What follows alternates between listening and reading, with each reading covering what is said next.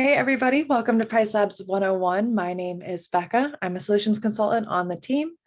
I've been working with PriceLabs for about a year now. Before that, I was a property manager here in Charleston, South Carolina, actually using PriceLabs in my day-to-day. Today, we're really just going over the basics of getting started with PriceLabs. If you are brand new to dynamic pricing, if you are thinking about getting started with us, if you just signed up for an account, then you are definitely in the right place. My goal for each of you today is for you to feel comfortable setting up your listings and maybe even turning sync on by the end of this. So we're going to start with just a little bit about PriceLabs. So we are founded in 2014 in Chicago. And we have since expanded to be a global company. So I have team members all over the world, many in India, some in the US, Brazil, Portugal, France, Spain, Colombia. We're really all over the place. We're also pricing properties worldwide. We're currently pricing in over 100 countries currently and pricing over 100,000 properties per day. We are a revenue management platform, so we help owners of Airbnbs or property managers accurately price their properties, and we also give them insights into their own performance as well as their markets. We have three main products. The first is really our focus today. It's our dynamic pricing tool. This is where we're looking at your hyper-local data and making adjustments to your prices on a daily basis based on the different trends that we're seeing in your area. Next, we have market dashboards, and this is a tool that you can use to really gain deep insights into your market or a market that you're potentially thinking about investing in. And then finally, we have portfolio analytics, which is really a deep dive into your own account's trends, really answering the question, what does my performance look like? So today we'll be watching a couple of videos. We're going to start off by just generally talking about how the system works, how dynamic pricing works. And then we're going to get into actually setting up your account. So adding listings, setting a base price, setting a minimum price, all that good stuff. And then we're going to wrap up by just covering generally what managing your rates day to day is going to look like, a couple of tools that we have there. Any questions before we get started? Again, feel free to use the Q&A or the chat. I'll be monitoring them both. Awesome. So this first video that we're going to watch is how PriceLabs generates our rate recommendation. So you are trusting us with your revenue, you are trusting us with your rates. So it's super important that you all understand how it works. So we'll watch this video and then we'll kind of circle back and answer any questions that might have popped up. Each nightly rate recommendation starts off as a single base price for a listing. The best way to think about the base price is an average daily rate onto which PriceLabs will apply adjustments. From the base price, PriceLabs automatically applies trends such as seasonality, day of week adjustment, lead time, and neighborhood demand detection to optimize your rates for the current and future market conditions. After optimizing your rates for the market conditions, PriceLabs looks at your own internal occupancy to make sure you're getting booked at a solid pace. If your listing ever gets fewer bookings than expected, PriceLabs will automatically decrease your prices to make sure your pacing stays on track.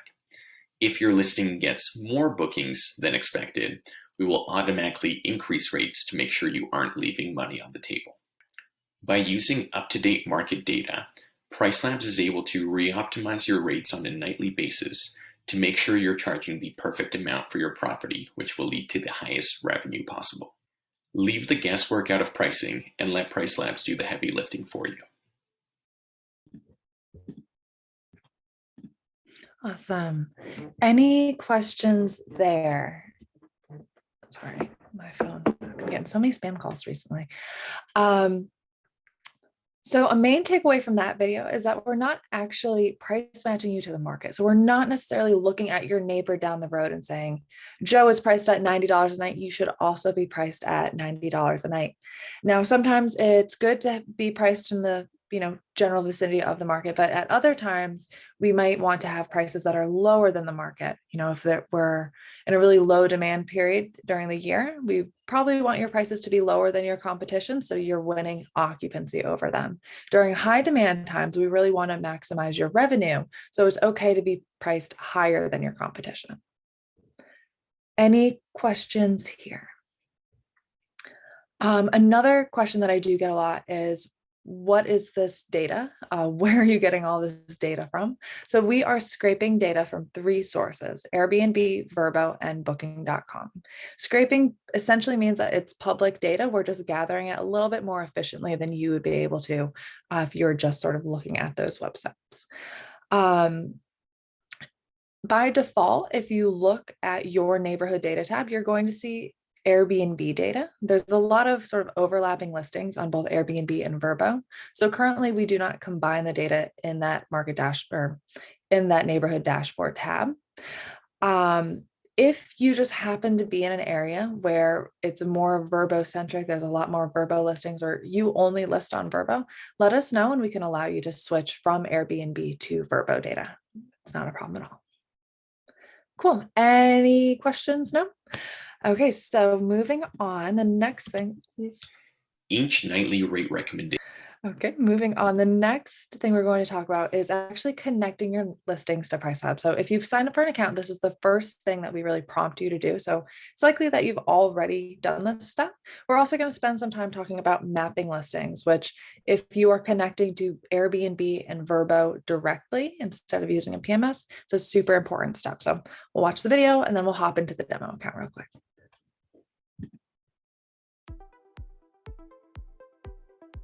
To connect your Airbnb listings to PriceLabs, simply click on the Add Your Listings button to the top right of your screen. Select Airbnb from the drop-down. Type in your Airbnb login ID and password before clicking Connect.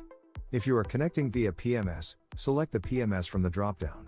For detailed steps, click on the question mark at the bottom right corner. Enter the PMS name and you will find an article with instructions on how to connect your particular PMS to PriceLabs.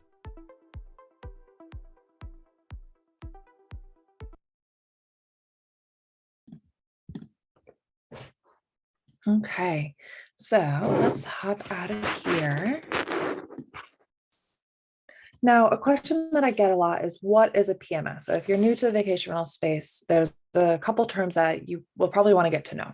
So channels are where you sort of list your property, where people can make those bookings. So examples would be Airbnb and Vrbo, Booking.com. Those are all channels.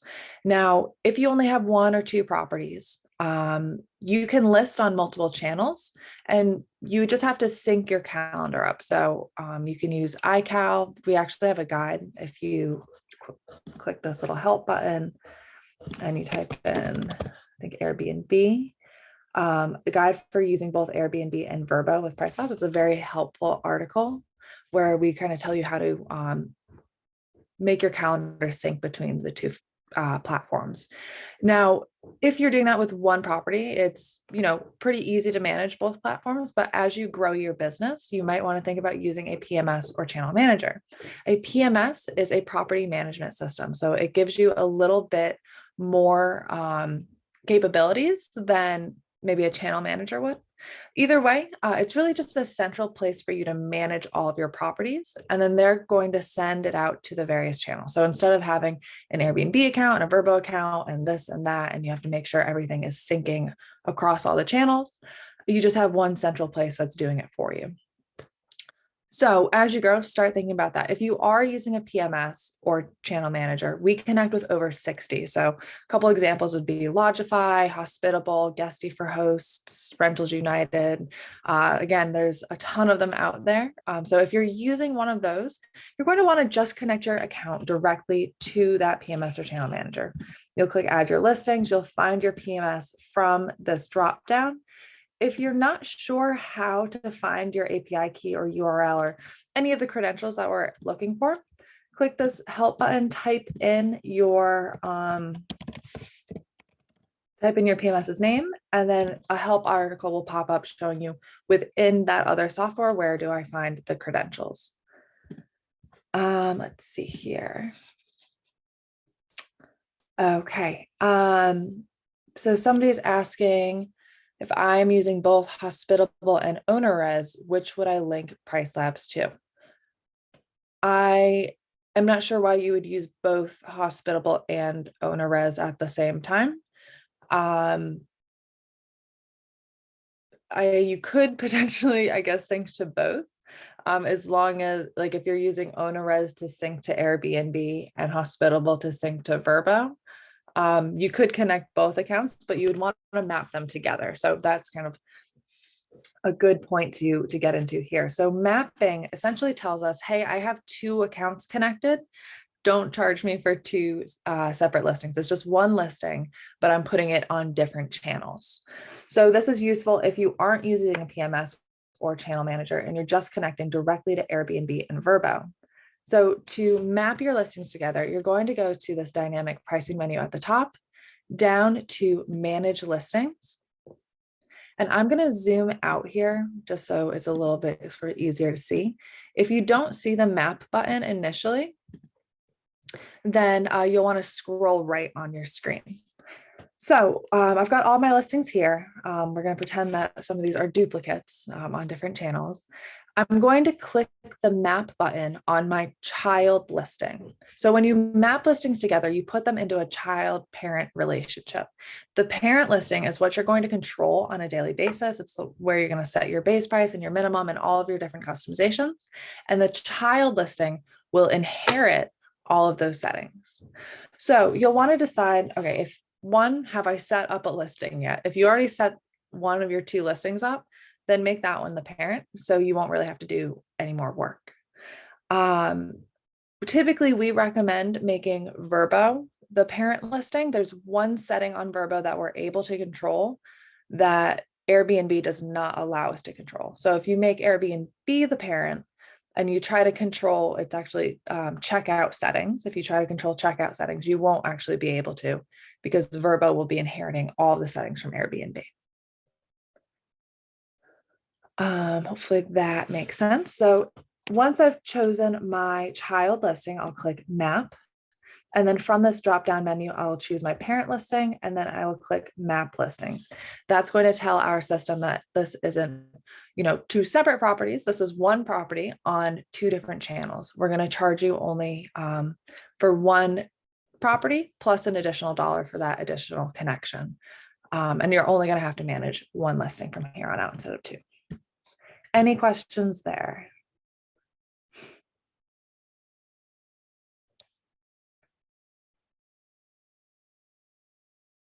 Okay, Brendan, what's the question that you have? Oops. Sorry. Okay. If you have a question, oh, there we go. My child listing, once I click mapping, doesn't offer parent options. Have you connected two accounts? So again, you should only be doing this if you have already connected both your Airbnb and your Vrbo listings. Okay, I'm not sure why that would be causing problems then. I'm going to make a note of this, and then we can, I'll start a ticket for you after this where we can kind of look into what could be going on there. It should show up though, okay? Okay, let me find you, Brendan. Beautiful. Okay, so if there's no other questions about this, then let's move on to setting a base price. So this is a very important step. All of our pricing recommendations are based in the base price. So a super, super, super important thing to set. We'll watch this video and then we'll hop into the demo account and really go through that, okay? Let's first start by understanding what base price is.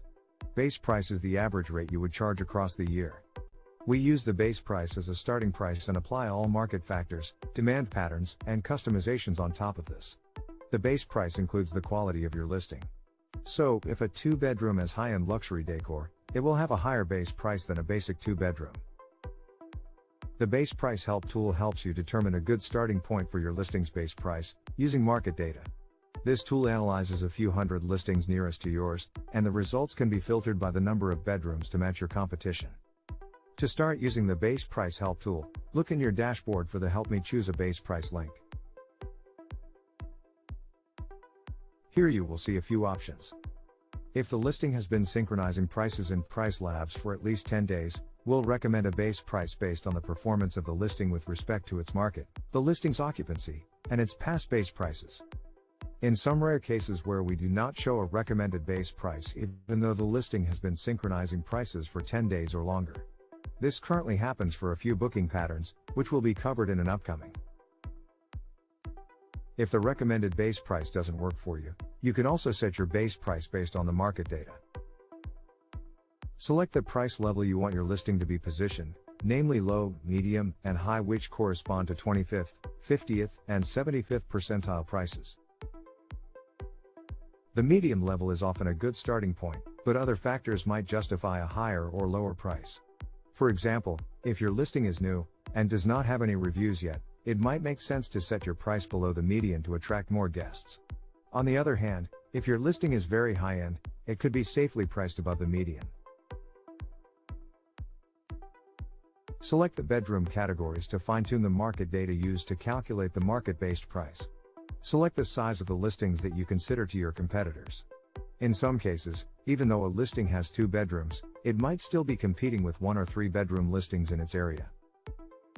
It is recommended to select a set of bedroom categories with a good number of listings, at least 30. Otherwise, there isn't enough data to draw a good conclusion about the market trends. Experiment with different bedroom categories to get an idea of how the price distribution changes. You can also add your own base price. Click on the Custom button to manually input a base price. This indicator shows in what percentile of the selected market the new selected base price will be. The market is affected by both bedroom category selection and map selection. For market base, this will always be 25th, 50th, 75th, but for recommended and custom it will show what percentile it will lie in. The map shows the listings considered for the market-based base price and for the percentile calculator. The square shows your listing. Hovering over a listing will show the average price, the bedroom count, and the listing ID. The listings are colored based on the price.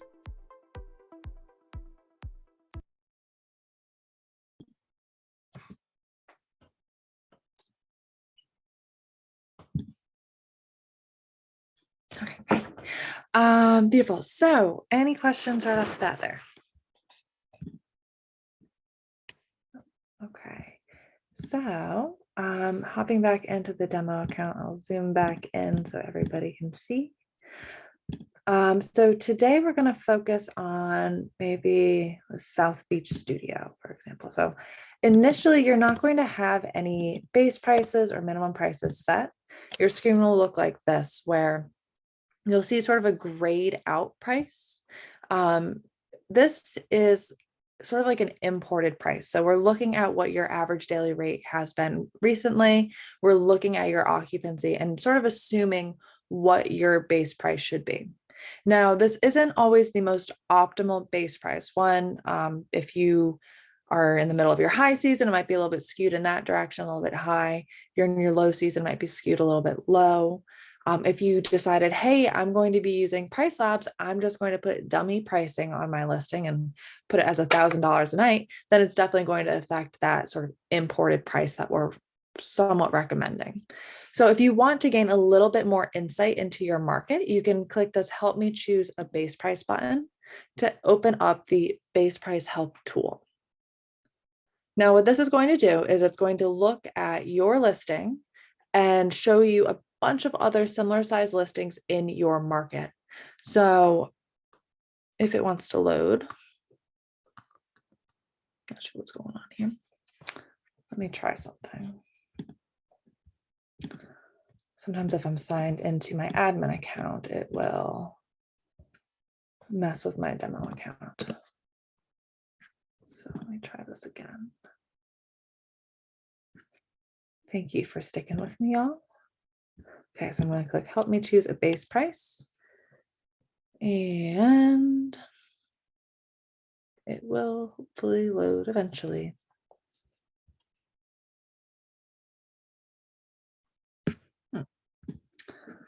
Let me see.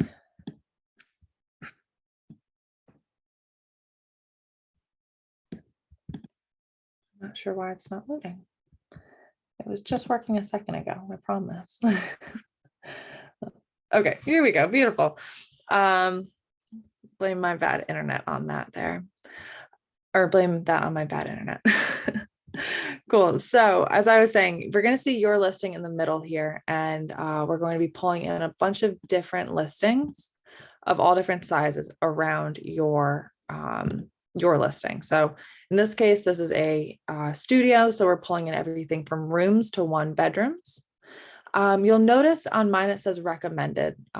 This is a price that we're actually going to take into account your, chosen base price. We're going to take into account your performance. So once you've been syncing for 10 days, we can actually recommend a new base price for you. Initially, this will say import. And again, that's that sort of assumed price based on what we're reading within your system currently. Now, if you know that in your town, you do not want to be price matched, or you don't want to take into account any listings above, maybe in this case, 5th Street, because the listings below 5th Street perform very differently. That is fine. Go ahead and just use this little lasso tool to draw a circle around the area that you want to focus on. Now, if you don't have like a boundary in mind, then you don't need to use this. Also, keep in mind, you still want to have a good number of listings. If you only allow like 3 or 4 listings in your bubble, you're not getting a really good picture of what's actually going on in your market. Once you've selected your area, make sure you click Save Area. And then we're going to come over here to this market-based area and ask ourselves a couple questions. So first, we need to select a market-based value level. So am I more of a budget accommodation? Am I just getting started off? So I want to start pricing my listing a little bit lower in the market to ensure it has a strong start. Low might be a good place to start with then. Medium is really going to price you in the middle of the road, sometimes higher, sometimes lower, but on average, your listing will be priced at the 50th percentile. High will price you closer to the 75th percentile in your market. So if you are a really high-end luxury listing, you're very unique, you've got the best amenities in town and the nicest view, then you can definitely, price yourself at that higher price point. In this case, I'm just going to stick with medium. Now you're going to want to come down here and say, okay, I have a studio. Do I want to have rooms considered in this pricing? If not, remove rooms. If you don't want to, have 1 bedrooms, then remove 1 bedrooms. Sometimes this can be useful to look at multiple categories. So say you have a 2-bedroom, but you have a loft with like a bunch of bunk beds, you might sleep closer to a 3-bedroom, and you might actually be competing with more 3-bedrooms. So you can see what it looks like if you are, just a studio or a studio and a 1-bedroom. Okay. Once you've done this, you can come through here and just take a look at what we're recommending as a daily rate month by month. It should generally jive with what you have, charged in the past. Once you feel comfortable, go ahead and click confirm base price. And then all of the rates on your calendar will be updated accordingly. Any questions there? Okay. So the next thing I'll show you is this neighborhood data tab, and we'll spend a little bit of time here. So this gives you insights into your market. So we have our market dashboards product, and that's kind of like a deep dive, gives you a lot of information. This is almost like a light version, just enough to, help you make decisions for your listing. Now, what I want you to focus on initially are the black line, which is the recommended price, and the dotted line, which is your current price. Now I'm going to zoom in. I'm just going to look at the next 30 days for this listing. Whoa. So I'm going to hide all of the market percentiles. So you'll be able to see this black line versus the dotted line. So the current price, if you haven't started syncing with PriceLabs yet, this is the price that's in your PMS or connected account currently, or your current pricing strategy. The black line is our recommended price. So if you were to click sync now, that's what's going to send to your PMS or connected account. Generally speaking, you will want to see our prices sometimes a little bit lower, sometimes a little bit higher, but you generally want us to be on the same page. You wouldn't want to see, say, this is going to make the black line and the dotted line look very different. just for purposes. So essentially what I did is I just raised my base price. So now I'm going to hide the market values again, and we'll just zoom in here. So you'll see in here that the gray dotted line is significantly lower than the black line. It's not like sometimes the black line is lower, sometimes it's higher. It's just the black line is always higher. This is a bit of a red flag. And to me, I would say maybe we need to reevaluate the base price and drop it lower so that it's closer to that dotted line. It's closer to my current strategy. Eventually, maybe we can work up to that $300 base price, but we don't want to immediately completely reinvent what you're doing if what you've been doing is working. Okay, so any questions there? Okay. So the next thing we're going to go over is setting a minimum price for your listing, which is almost as important as setting a base price.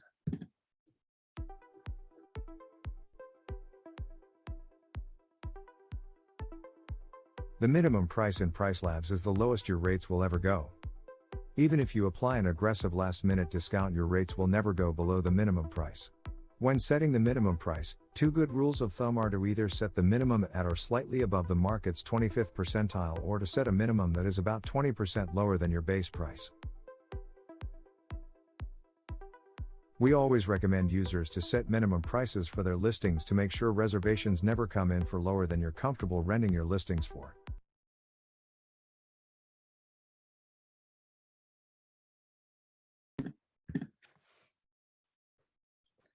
Okay, so we don't necessarily recommend a bottom line, a minimum price, because it's your bottom line. It's very personal to you. So the vacation rental industry is very different than hotels, for example. You don't necessarily own 100 of the same exact room type.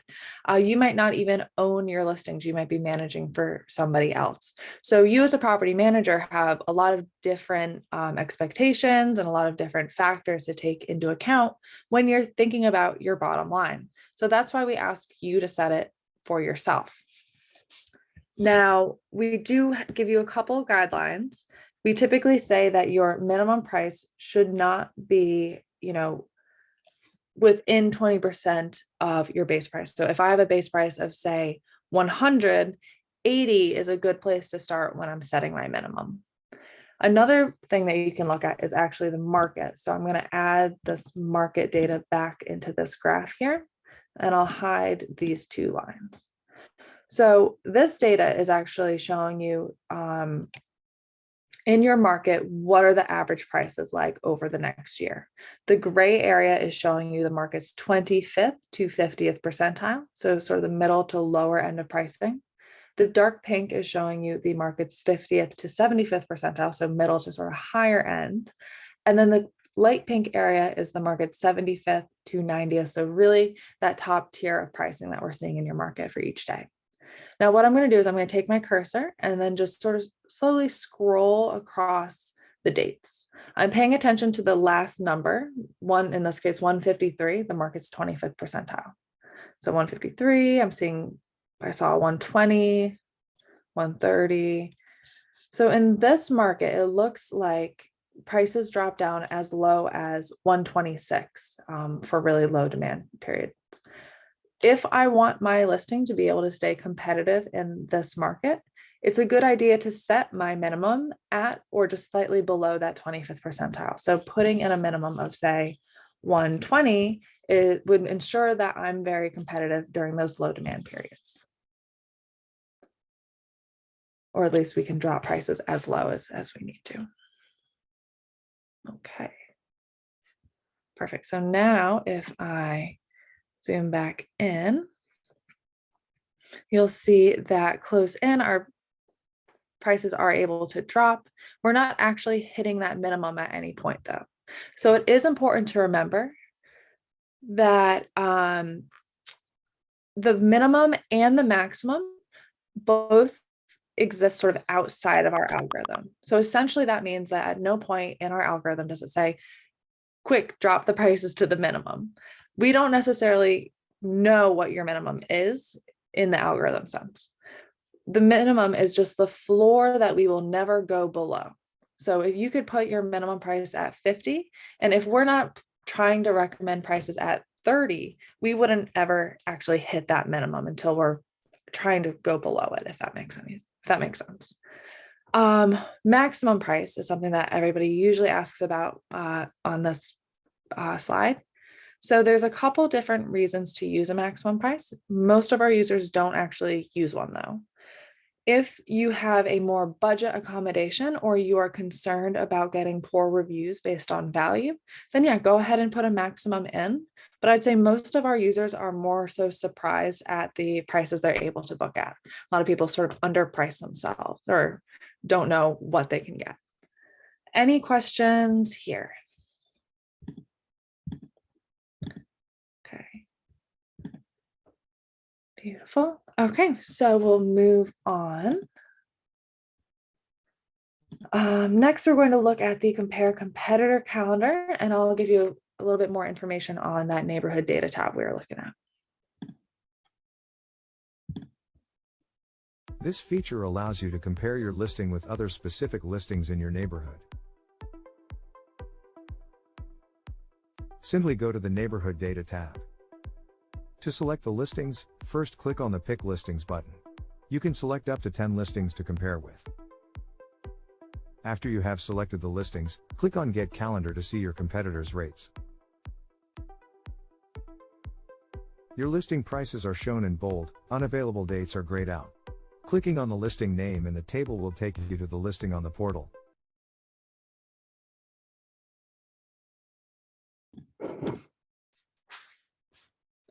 Okay, so we've already gone over this future pricing graph. If you scroll down slightly, the one thing that I didn't actually go over that's very important is that you need to actually select a appropriate bedroom count. Initially, we're going to show you the entire market, which at some time, at some points it's good to reference what the entire market is doing. But if you're trying to choose, make decisions based off of pricing, you definitely want to ensure that you're just looking at the appropriate bedroom sizes. So click this pink button here, and then you'll be able to choose a range of bedrooms that this report is created off of. Just click apply.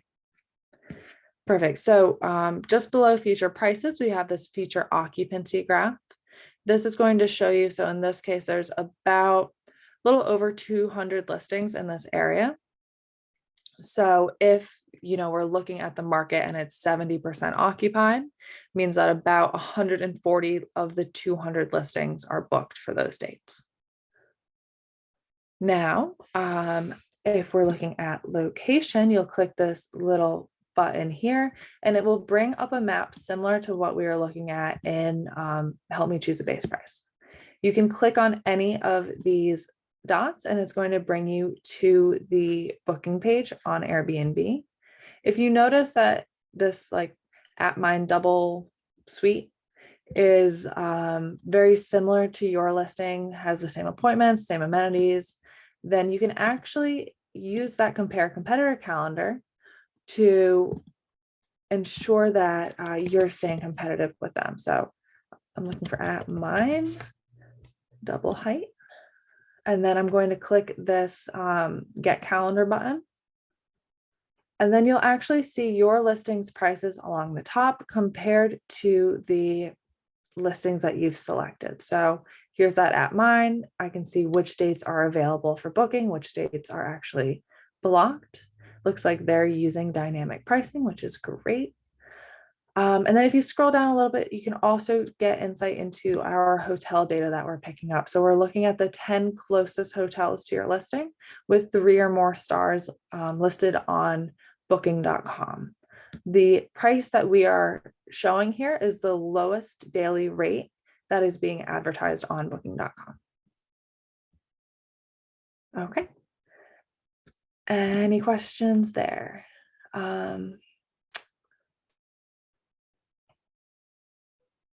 Okay, so Brendan asked, should my base price be reflective of last year's average book price? Yeah, that's perfect. So really base price it can generally be translated to an average daily rate. Just make sure that that average that you're looking at encompasses an entire year.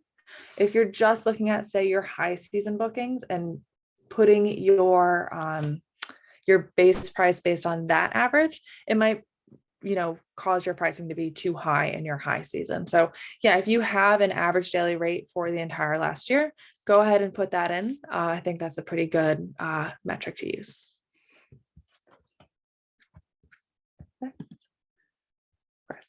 Okay, so this next slide that we're going to watch is the dynamic minimum stay. So we can do a couple of really cool things, automating, lowering your minimum last minute or raising your minimum far out, making sure that any gaps on your calendar are available for booking. So yeah, we'll watch this video and then we'll kind of go through it again. With PriceLabs, you can set up rules for applying default minimum night requirements and apply special minimum night rules for last-minute bookings, orphan day bookings, and for far-out bookings. Before we get started, you should know that minimum night restrictions are advanced features that control how long a booking you require on certain dates. These settings should be used with a knowledge of your market and the kind of bookings you want to get.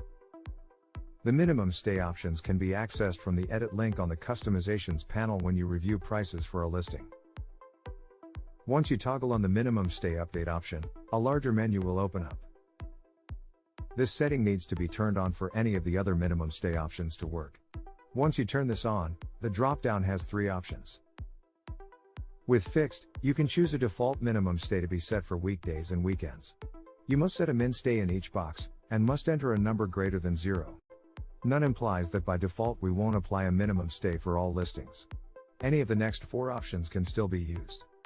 If you use booking value, then we will calculate a minimum stay for each date such that a booking with a value less than the entered value is not possible. You can use the minimum stay for orphan bookings to fill up any gaps that are created in your calendar.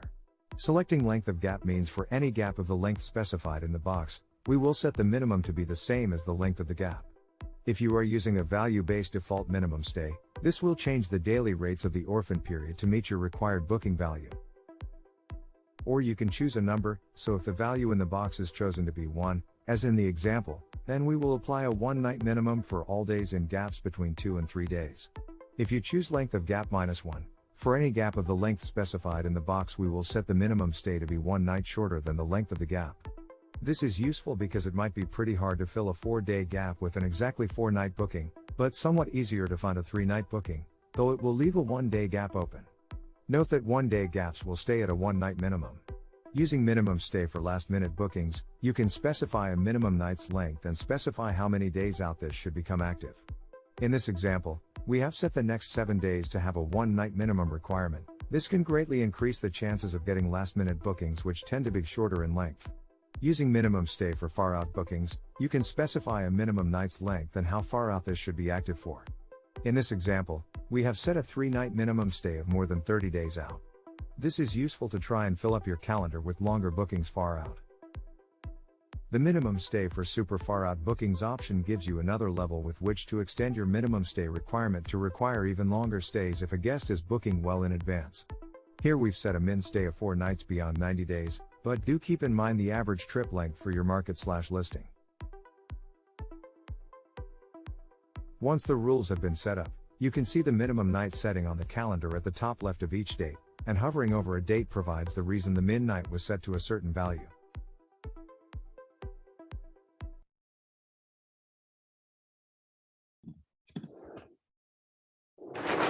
Okay. So I will say our UI or the interface has changed since that video was recorded. So I'll just show you what it looks like here. Just because it looks different, all of the same functionality exists. So don't you worry there.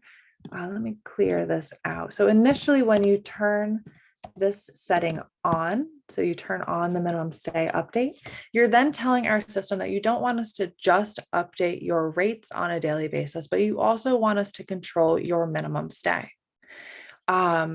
If just keep this in mind, because if you're currently controlling your minimum stay within Airbnb, within Vrbo, whatever account you have connected, this is going to overwrite whatever rules that you've set up within those accounts. So just keep that in mind. So we're first going to start by setting this default minimum stay rule. So maybe I normally have a 2-night minimum all year long. So I'll put 2 for weekday and 2 for weekend. Maybe I want to maximize my high weekend demand. So I'm actually going to put a 3-night for any weekend check-ins. Now, this by default is saying, hey, if there's a check-in on a Friday or a Saturday, those are considered weekend check-ins. Those are going to have a 3-night minimum. Weekday by default are considered Sundays through Thursdays. You can change this under advanced customizations if you want to. Once you've set up sort of that default rule that's going to apply all year long, you can then ask yourself, hey, there are some other options here. Do I want to make changes to this? Do I want to make changes to my minimum stay for bookings made last minute? Do I want to make changes to my minimum stay for bookings that are made really far in advance? If there are gaps on my calendar, how do I want my minimum stay rules to change? So if you want to make changes for any of those, then you can add rules right here. So we'll start with last minute. Maybe I want 2 for weekday and 3 for weekend, far out, but anybody who's booking within the last week, I'm okay with them staying 2 nights across the board, whether it's a weekend or a weekday. Maybe if I look far out on my calendar, what I really want to prevent is having people that are booking, 2-night stays in the middle of a really high demand week. So I'm going to raise my minimum to 5 nights, whether you're checking in on a weekend or a weekday, for anyone who's booking, we'll say 3 months in advance, so 90 days in advance. So when you're setting this, you want to pay attention to your normal booking window. When are the majority of your bookings usually coming in? Because you don't want to necessarily prevent people from booking that otherwise would inside that sort of prime booking window when you're relying on getting all of those bookings. But you can say, hey, 90 days, I'm usually not getting a lot of bookings, earlier or further out than 90 days. So this is a good sort of place to start. So it's dependent on your market, depending on your listings. Finally, what I'm going to do is I'm going to set up my minimum stay for orphan gaps. Now, I like to work backwards. I just think it kind of makes sense. So starting with the furthest right box for the last box here, I would recommend setting this at 1 less than your longest minimum. So if my longest minimum is 5 nights will always be bookable if there are 5 consecutive nights open on my calendar. However, if there are 4 consecutive nights open outside of 90 days, so maybe 5 months from now, this rule is going to prevent that 4 nights to be booked. So we need to define that as a gap. So 1 less than my longest minimum is 4. And then this box should be your shortest minimum. So if you do not allow 1-night stays, do not put 1 here. Put whatever that shortest minimum is. In my case, it's 2. So now we're saying, okay, for anything that we see on the calendar, that's a gap of 2, 3, or 4 nights, there's going to be a new rule. And these are where we actually define what that new rule is. It's a little bit confusing because length of gap, sometimes people think that's like, you need to choose the rule, but length of gap is actually an option. It's saying that if it's a 2-night gap, it's going to be a 2-night minimum. The length of the gap equals the length of the minimum. You can also do length of gap -1 or length of gap -2. And this is going to calculate, again, based on that gap that exists. So if it's a 4-night gap, length of gap -1 would be 3. Length of gap -2 would be 2. You can't have a 0-night stay. So if you have length of gap -2 and it's a 2-night gap, it would just be a 1-night minimum. I will say be careful with these two if you do not allow 1-night minimums, because it can kind of sneak them in there by accident. You also have the option of just doing a static minimum, where if it's a 2-night gap, a 3-night gap, or a 4-night gap, it's going to be a 2-night minimum regardless of the length of the gap. Any questions there?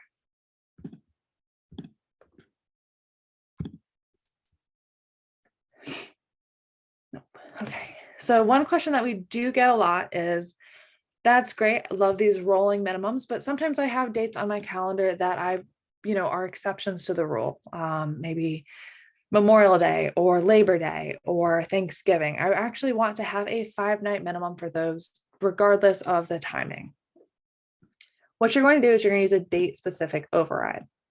So let's look at, okay, we'll pretend that this is Memorial Day.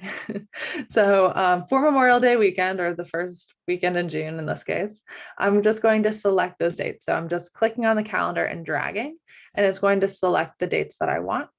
The other option is to click this add button, and then you can input any dates that you want here.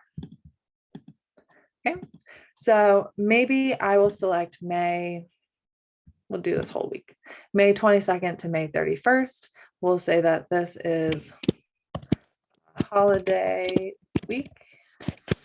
And you have a couple options here. So I can do a 5-night minimum, so change my minimum stay restrictions under the stay restrictions option. I can also make adjustments to pricing. So I can choose a fixed price where it'd be, just $100 a night, and PriceLabs would not make any changes to that.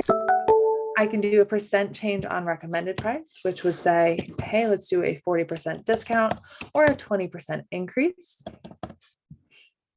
You can also make adjustments to your minimum price, which I think is very smart to do. If you have a different bottom line in mind for specific holidays, for specific events, go ahead and put in a date specific override and change the minimum. So right now my minimum is 120, but maybe for this holiday week, my minimum is actually going to be closer to 240. So I'll click add, confirm. So now you'll see that this is now a 5-night minimum. 240 is the minimum price. So I'm going to click save and refresh, and it's going to recalculate the minimum stay and the pricing based on that information. Perfect. Any questions there? No? Okay, so that brings us to syncing your rates.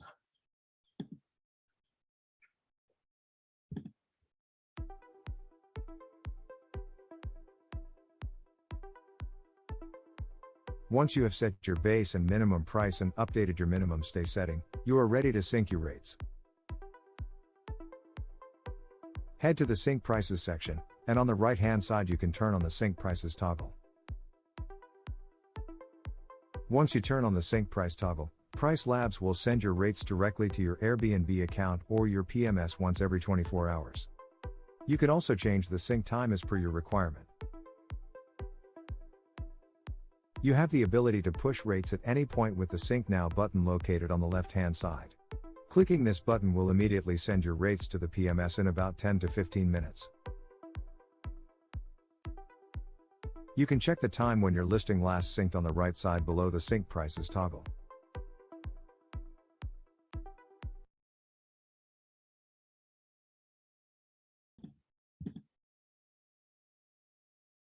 Hey there. Okay, so super simple to sync rates. Just turn on this little sync toggle here, or you can turn the sync toggle on from here.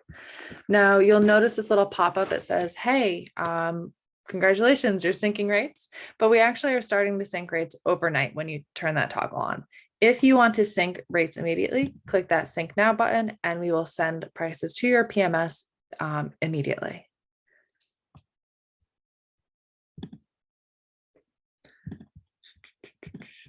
So again, we normally would sync overnight, but you can actually schedule when your listings sync.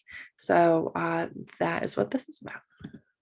PriceLabs automatically does an overnight price update to the actively syncing listings. This usually means between 6 p.m. to 6 a.m. Chicago time. Instead of the default overnight sync, you can now choose what time in your local time zone you want the sync to happen at. Just go to your account and settings. Go to the sync settings section on the left.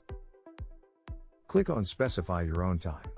As an example, the account on your screen shows how to schedule the sync to happen at 5 p.m. Kolkata time.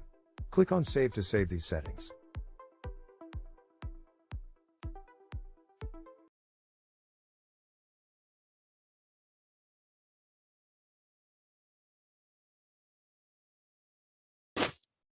Hey there. Okay. So by default, again, overnight, if you want to sync at a specific time, then go on in and change that that sync setting. Now you can also add additional syncs if you want. It's an additional $1 per listing per billing cycle. So I'll go into my settings, go down to sync settings, specify your own time. I'll just select whatever hour. Keep in mind, if you are changing or specifying your own time, your prices are going to change when we sync your prices. So you can sync in the middle of the day. Most of our users prefer to do it overnight, just to prevent somebody from, looking at your listing and then, 20 minutes later coming back to book it and then finding that the price has already changed. You'll get that a little bit overnight, but sometimes midday can cause a little bit more confusion. Beautiful. So once you've selected the hour, you can actually add additional syncs. You'll just specify the time. You can add up to 2. So it would be $2 additional per listing per month. But you don't need to do that. I'd say most of our users only sync once a day. You can click that sync now button as many times as you want, and it is totally free. Perfect. Any questions about syncing? No. So the last thing that we're really going to talk about is just managing day to day. We've talked a little bit about the neighborhood data. That's a good place to reference if you ever have questions about your listing's performance or sort of what's going on in the market. Another tool that you can use are these neat little health indicators. So hopefully your listings are a little healthier than mine. I don't have any fake reservations in this demo account right now. So we're seeing zeros across the board, and 0 indicates my occupancy. So these listings have 0% occupancy. And then if you hover over it, you're actually going to see similar sized listings in the market. So in this case, I'm at 0%. The market is at 62% occupancy over the next 60 days. Now, the color of the bubble is indicative of your performance compared to those similar size listings. So you're seeing red across the board on my account because I am pacing behind the market more than 20%. If you see yellow, it means that you are still pacing behind the market, but not as drastically. You're still within 20%. If you see green, then you're right on par with or slightly ahead of the market. If you see blue, it means that you are pacing ahead of the market by more than 20%. So pay attention to what these bubbles look like initially when you set up your account. Are you seeing reds and yellows? Are you seeing blues and greens?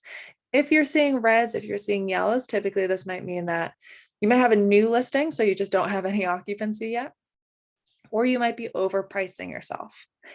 If you are seeing blues, you might have maybe monthly renters in there, or you are underpricing yourself. You're booking up much faster than the rest of the market, which isn't necessarily a bad thing. Everybody has different strategies. You might be optimizing your listings for more occupancy, or, others might be optimizing their listings for higher ADR. It's up to you. So just pay attention to these colors and see how they change as you continue to use PriceLabs. Pardon me. Once you've been using it for 10 days, go ahead and click review prices, see, what our new recommendation for your base price is. You'll see this recommended option, and it will give you a couple reasons as to why we're recommending dropping your price or raising your price if you've been doing very well. The sync options. So somebody just asked, where do you find the sync options? So under your initials in the upper right-hand corner, you should see the option for settings. And then you probably won't see API details. That's something that we have to enable. But just under profile settings, you should find sync settings. And this will give you all those options too, to change what time you sync. Cool. So once you've taken a look at this, once you've reviewed prices, checked out the new recommended base price, another place you can really manage things day to day is our multi-calendar. So under review prices, go to multi-calendar, and here you'll be able to see all of your listings from one place. So if I scroll right, I'll be able to look at the upcoming months, see what my pricing looks like, see what my occupancy looks like. I can make those date specific overrides directly from this screen, which is pretty neat. Initially, when you first look at this page, you're going to have a lot of columns that are kind of taking up a lot of space. Click the select column button and you'll be able to hide columns that don't necessarily help you. So if you want to see your minimum and base price, those are usually helpful. The save and refresh button and then sync prices button, these are usually the 4 that I would recommend. If I were to say make a date specific override, change my prices, I would want to click save and refresh, and that will recalculate it. And then once the pricing looks good, once I've reviewed it and it's the way I want it to look, you can click sync now, and that will send prices directly to your PMS. Okay. Otherwise, you'll have to wait till our overnight sync. Beautiful. So any questions about multi-calendar, any questions about just managing things day to day? That's about all I had for you all. Does the program take into account cleaning fees and custom taxes? So no, currently we are just looking at daily rates. So in our market dashboard section, and we do have some really good webinars on YouTube regarding this. Hopefully this won't take too long to load. If when you first connect your account, you actually get a free market dashboard credit. So you can use this information to set up your listing. At the bottom of this report, you'll want to filter again for the bedroom sizes to make sure that you're looking at actual comparative listings. But at the bottom of this report, you'll be able to see what cleaning fees in the market look like. So you'll be able to see, if you're charging a fee that's much higher than everybody else, or if you're charging a fee that's much lower than anyone else, you can kind of make adjustments to your base price based on that information, or make adjustments to your cleaning fee if you find out that you're, not competitive. But currently, like the actual pricing system does not take fees or taxes into account. It's just the base nightly rate. Anything else? One thing that people usually ask about around this time is pricing. So if you go to hello.pricelabs.co, you'll actually be able to go to our pricing calculator. Our prices work somewhat like tax brackets. So the first listing will always be $19.99. And then as you add additional listings, the price per listing decreases. So we gave you this nice little calculator because it makes things a little bit easier. So if you're up to 20 listings, it's going to be about $11 per listing per month. Whereas just one listing is going to be $20 per listing, or for that one listing. If you have mapped listings, again, those are going to be an additional $1 per listing. So be sure to map them, because if you have one listing on Airbnb and Vrbo, that's going to cost $20.99. If you don't map them together, we'll be charging you $34.98. So definitely want to save you money there. Okay, well, if there's no other questions, please do not hesitate to reach out to our team. You can find us at support@pricelabs.co. If you want to email us directly from the dashboard, you can click this help button and email support right here, and we'll get back to you right away. Okay, and then I just got a question. How often does dynamic pricing change? Daily, multiple times a day? So it changes every time that we sync. So technically we sync once a day, which is sort of that overnight sync. So if you want your prices to change more than once a day, you can come in and click sync now, or schedule multiple syncs. That will take into account any new bookings that have been made, any changes in the market. But typically it's just once a day. Hopefully that helps. Beautiful. Well, y'all, thank you so much for spending this lovely Wednesday afternoon with me. I do run our 201 webinar, so advanced pricing customizations, tomorrow at 1 p.m. Eastern time. Hopefully I'll get to see you all there. Have a great rest of your day. Thanks so much.